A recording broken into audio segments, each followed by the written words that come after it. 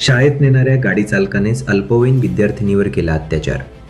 शिक्षणासाठी शाळेत जाणाऱ्या एका 16 वर्षीय अल्पवयीन विद्यार्थिनीवर तिच्याच गावातील खाजगी गाडी चालकाने शेतात नेऊन बलात्कार केल्याची संतापजनक घटना भोकरदन ते नांजा रोडवर घडली आहे. या प्रकरणी भोकरदन पोलिसांनी तातडीनं कारवाई करत आरोपी भरत भीमराव मगरे वय 32 याच्या मुसक्या आवळल्या आहेत. तालुक्यातील एका गावातील अनेक विद्यार्थी शिक्षणासाठी भोकरदनला येतात. बसची सोय नसल्याने गेल्या 5-6 वर्षांपासून भरत मगरे हा आपल्या गाडीतून या विद्यार्थ्यांना ने-आण करतो. 2 फेब्रुवारी रोजी सकाळी नेहमीप्रमाणे तो विद्यार्थ्यांना घेऊन निघाला.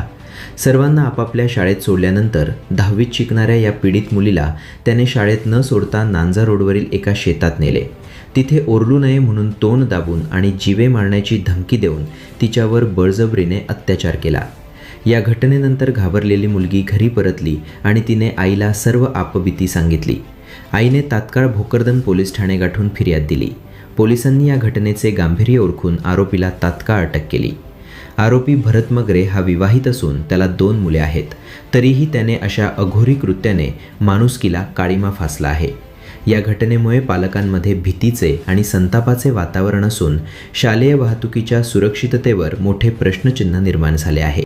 दिनांक 3/2/2026 रोजी पोलीस ठाणे भोकरदन येथे गुन्हा रजिस्टर नंबर 47/26 कलम 64 65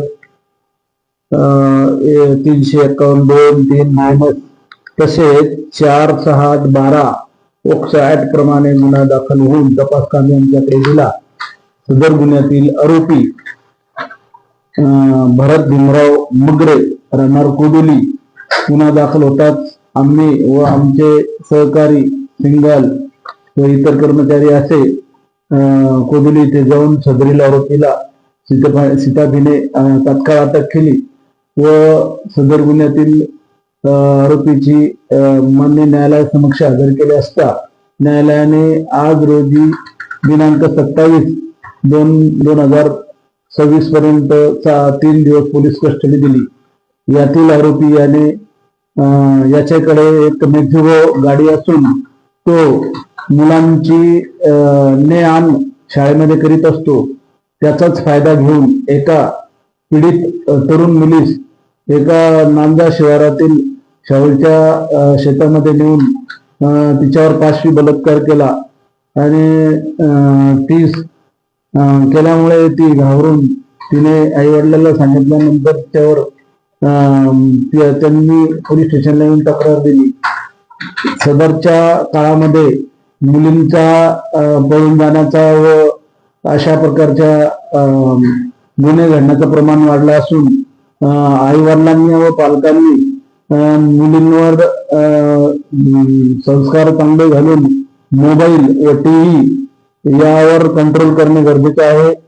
शाळेत तसेच गावागावात मन परिवर्तनासाठी किंवा मुलांचे अशा गुन्ह्यापासून प्रवृत्त होतील असे काही समाज प्रबोधनाचे कार्यक्रम करायला आवश्यकता आहे, जेणेकरून अशा प्रकारचे गुन्हे घडणार नाही.